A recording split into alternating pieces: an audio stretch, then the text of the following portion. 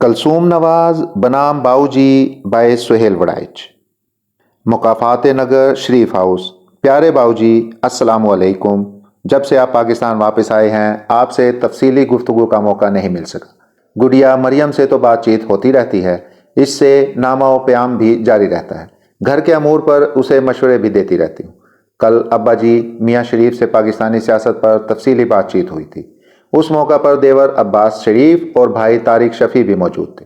عباس شریف مسلسل ابا جی کی ٹانگیں دبا رہے تھے۔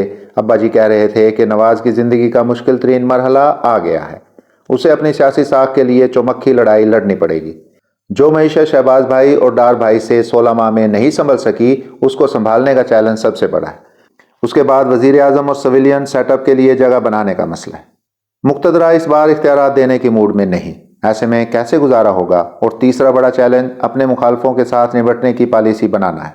ابا جی کہہ رہے تھے کہ نواز نے اگر ان چیلنجوں سے عہدہ برا ہو لیا تو کامیاب، وگرنہ نون لیگ کی سیاست کو ایسا دھچکا لگے گا جیسا پیپلز پارٹی کو پنجاب کی سیاست میں لگ چکا ہے۔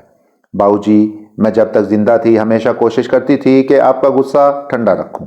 آپ کو یاد ہوگا جب آپ کا سیف الرحمان جنگ میڈیا گروپ کے خلاف کارروائیاں کر رہا تھا تو میں نے آپ کے سامنے سیف الرحمان کو کہہ دیا تھا کہ اگر یہ کارروائی جاری رکھی تو میں آپ سے بات نہیں کروں گی۔ جب بے نظیر بھٹو سے سخت لڑائی تھی تب بھی میں یہی کہتی تھی کہ برداشت ہی بہتر رویہ ہے۔ جنرل پرویز مشرف کے مارشل لا کے دوران آپ جیل میں تھے جب میں تہمینہ بہن کے ساتھ نوابزادہ نصر اللہ کے گھر پہنچ گئی تھی، اور یوں پیپلز پارٹی کے ساتھ مل کر ARD بنانے کی راہ ہموار ہو گئی۔ مجھے پتہ چلا ہے کہ ایک بار پھر آپ کے گرد خوش آمدیوں اور اقتدار پرستوں نے گھیرا ڈال لیا ہے، اور وہ آپ کو انتقام لینے اور مخالفوں کو تن دینے کے صلاح مشورے دے رہے ہیں۔ آپ ان مشوروں سے دور رہیں اور ملک کو مفاہمت اور مصالحت کی طرف لے کر چلیں، نہ صرف مقتدرہ سے بنا کر رکھیں بلکہ انصافیوں کو بھی مین سٹریم میں لانے کی کوشش کریں۔ مجھے یاد ہے کہ میری بیماری کے دوران انصافیوں نے کس کس طرح کا پروپیگنڈا کیا۔ افسوس تو یہ ہے کہ وہ یہ سب کرنے پر شرمندہ بھی نہیں۔ دوسری طرف ہماری طرف سے بھی عابد شیر علی جیسے زور آور باز نہیں آتے۔ اس نے لندن کے ایک ہوٹل میں جس طرح خاتون کو گالیاں دی وہ ہمارے گلے پڑ گئیں، اور میری موت کے بعد شایان نامی لڑکا اور اس جیسے کئی آپ کے گھر آ کر روز پریشان کرتے گئے۔ یہ سب زیادتیاں دل پر نقش ہیں، مگر کیا کریں؟ اگر ان کے ساتھ وہی سلوک کریں جو انہوں نے ہمارے ساتھ کیا تھا تو پھر ہمارے اور ان کے درمیان فرق کیا رہ جائے گا؟ گڑیا مریم گواہ ہے کہ آپ ہمیشہ میرا مشورہ مانتے اور اس پر عمل کرتے تھے۔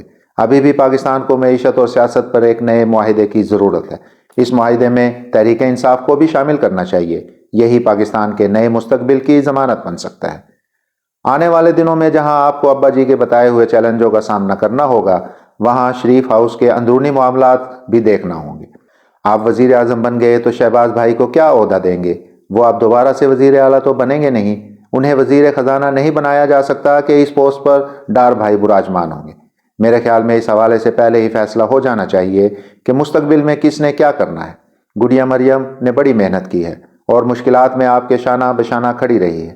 اس کی شدید خواہش ہے کہ وہ وزیر اعلیٰ پنجاب بنے اور آپ کے نقش قدم پر چلتے ہوئے پنجاب کو ترقی کی راہ پر گامزن کرے۔ دوسری طرف حمزہ شہباز بھی ہمارا ہی بیٹا ہے، اس نے بھی کئی برسوں تک محنت کی ہے، وہ بھی خواہش مند ہے کہ اسے وزارت اعلیٰ ملے اور وہ کوئی کارکردگی دکھا سکے۔ اسے تو یہ ملال بھی ہے کہ اسے جو تھوڑا سا موقع ملا وہ سیاسی کشمکش اور رسہ کشی میں ضائع ہو گیا اور وہ کوئی کارنامہ سر انجام نہ دے سکا۔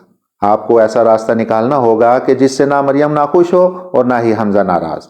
بہتر یہی ہے کہ مریم فی الحال وفاق میں ہی آپ کے ساتھ کام کرے اور حمزہ بھی حکومت سے باہر بیٹھ کر پنجاب کے معاملات دیکھے۔ خاندان کے سارے افراد حکومت میں شامل ہوئے تو ہر کوئی انگلی اٹھائے گا۔ ہمیں اس بار حد سے زیادہ احتیاط سے کام لینا ہوگا۔ باؤ جی، آپ شریف خاندان کے سربراہ بھی ہیں، اس حوالے سے آپ کو یاد دلانا ہے کہ جب تک میں زندہ تھی میں کیپٹن صفدر کا بہت خیال رکھتی تھی۔ میرے دنیا سے رخصت ہونے کے بعد صفدر کا آپ کو خیال رکھنا ہے۔ مجھے خبر ملی ہے کہ صفدر اور جنید دونوں ڈسٹرب ہیں۔ جنید کی شادی میں ہم سے غلطی ہوئی، لڑکی اور لڑکے کی عمر میں کافی سالوں کا فرق تھا۔ آپ کو چاہیے کہ صفدر کو بلا کر اس کے معاملات کو دیکھیں۔ جنید تو ویسے ہی آپ کو بہت پیارا ہے، اسے بھی گائیڈ کریں کہ وہ پاکستان میں رہ کر کیا کرے گا۔ آخر میں عرض ہے کہ غصے اور انتقام سے دور رہیں کیونکہ یہ چیزیں عقل کو کھا جاتی ہیں۔ آپ کی شریک حیات کلثوم۔